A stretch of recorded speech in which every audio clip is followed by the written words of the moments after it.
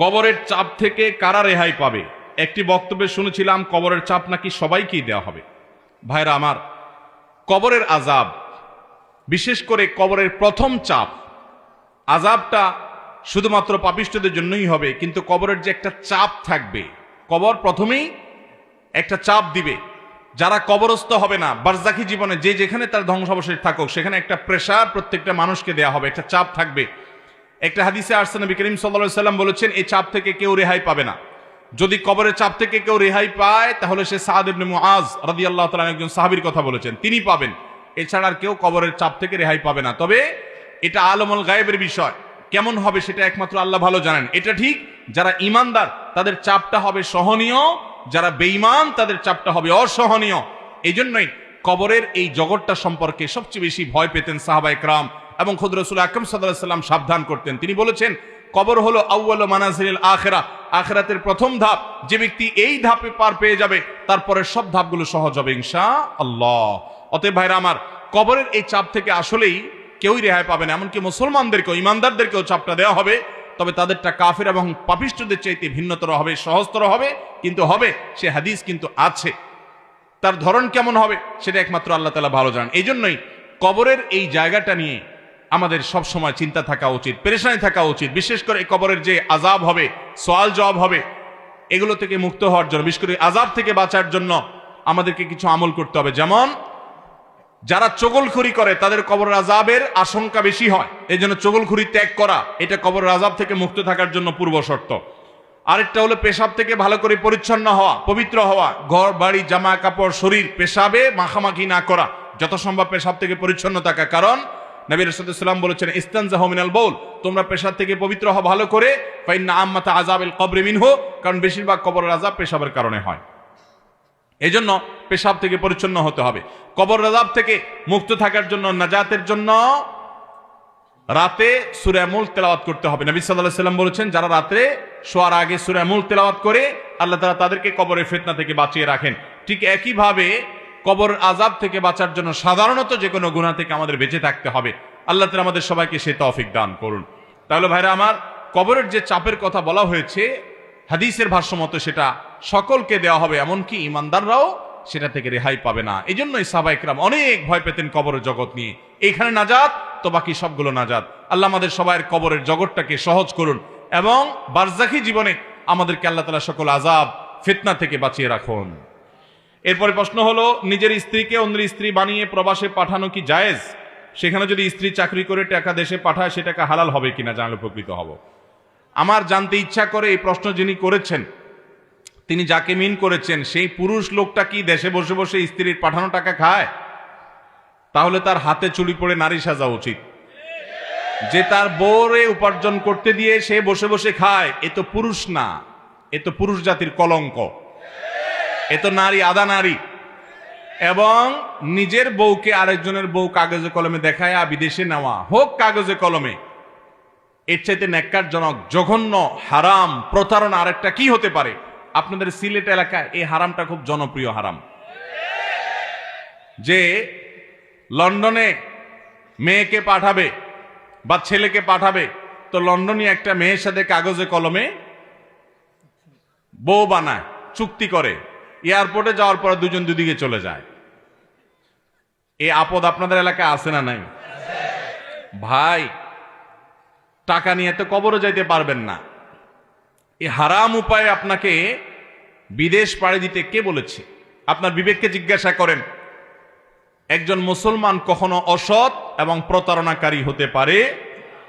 আর ফালাসুন জিদ্দুহুন্না জিদ্দুন ওয়া হাজলুহুন্না জিদ্দুন, তিনটা বিষয়, দুষ্টমি করে করলেও যা হবে, সিরিয়াসলি করলে তা হবে। এর ভিতরে একটা হলো বিবাহ, আরেকটা হলো তালাক, আরেকটা হলো দাস মুক্তি। আপনার এই যে বিবাহ যদি রসিকতা করে দুইজন সাক্ষীর সামনে প্রস্তাব দেন, সম্মতি আসে এবং সাক্ষী দুইজন থাকে, বললেন যে না এটা মুখে মুখে করছি, শরীয়তে দৃষ্টিতে আসলে তালাক, বিয়ে হয়ে যাবে, ওটা মুখে মুখে হবে না। কথা কি বুঝাতে পারছি? আর যদি এরকম প্রতারণা করার নিয়ত করেন যে না মুখে মুখে করব, ওখানে যে আলাদা হয়ে যাব বা কাগজে কলমে পরে আলাদা ডিভোর্স দিয়ে দিব, তাহলে এটা হলো প্রতারণা। এই প্রতারক কখনো নবীর উম্মত হতে পারে না। নবী সাল্লাল্লাহু আলাইহি ওয়াসাল্লাম বলেছেন, মান গাশশা ফালাইসা মিন্না, যে ব্যক্তি প্রতারণা করে সে আমার উম্মত হতে পারে এক সময় টাকা পয়সা কামাই করে হাজি সাহেব, গাজী সাহেব, দানবী সাহেব অনেক কিছু হয়ে গেছেন। আসলে আপনার শুরু হয়েছে ন্যাক্কারজনক ভাবে। এটা আমাদের কারোরই পছন্দ করার কথা না। আল্লাহ আমাদের সবাইকে হারাম বর্জন করার তৌফিক দান করুন। ভাই, হারাম ছাড়ার জন্য কলিজা লাগে, কলিজা। এটা সবাই পারে না। পয়সার মোহ এটা এমন ডেঞ্জারাস জিনিস, পয়সার জন্য পারে না মানুষ কোন জায়গায় মুখ দিতে হয়, নোংরা জায়গায় মুখ দিতে রাজি আছে। কিন্তু যাদের মধ্যে আত্মসম্মান বোধ আছে, যাদের মধ্যে তাকওয়া আছে, তারা বলে না টাকা দরকার আছে, কিন্তু টাকার জন্য এত ছেঁচড়া হতে পারবো না, এত নিচে নামতে পারবো না, এত নিকৃষ্ট কাজ করতে পারবো না, হারাম করতে পারবো না, প্রতারণা করতে পারবো। অতএব হারাম কাজ ছাড়বেন তো সিলেটবাসী ইনশাআল্লাহ। এরপরে প্রশ্ন হলো, সূরা ইনফিতারের শেষ আয়াতে আল্লাহ তাআলা বলেছেন সেদিন কোনো মানুষ অন্য মানুষের জন্য কিছুর ক্ষমতা রাখবে না। অথচ এই দেশে কিছু পীর সাহেব বলে থাকেন হাসরে পুলসিরাতে পীরেরা শাফাআত করবেন। এটা কতটা সঠিক? পীর সাহেব নিজের চরকা তেল দিয়ে কুল পাবে না।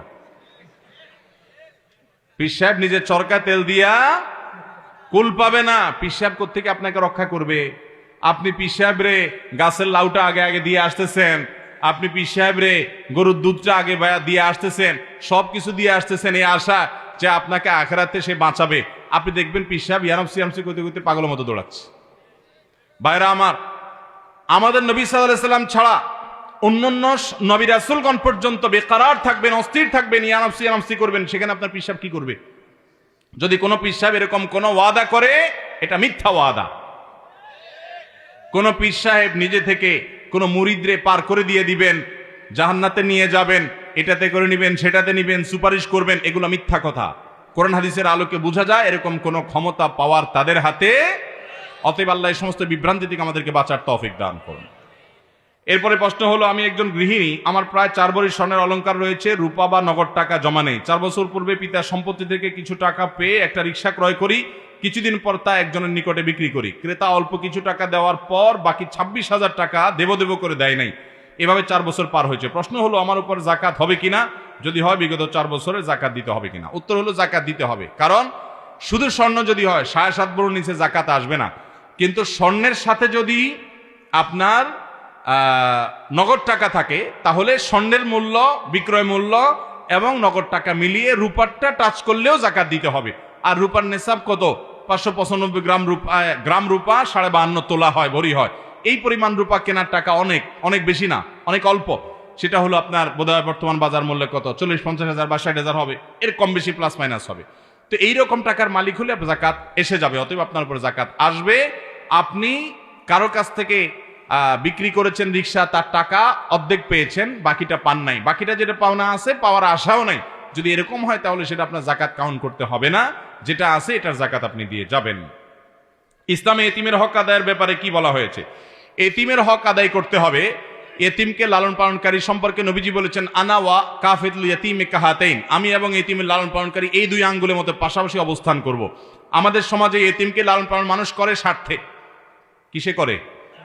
স্বার্থে মানে তার ছেলে মেয়ে হয় না, তখন একটা এতিম নিয়ে আসে, এনে তাকে লালন পালন করে। এরকম স্বার্থে যদি লালন পালন করে, সে ফজিলত পাবে না।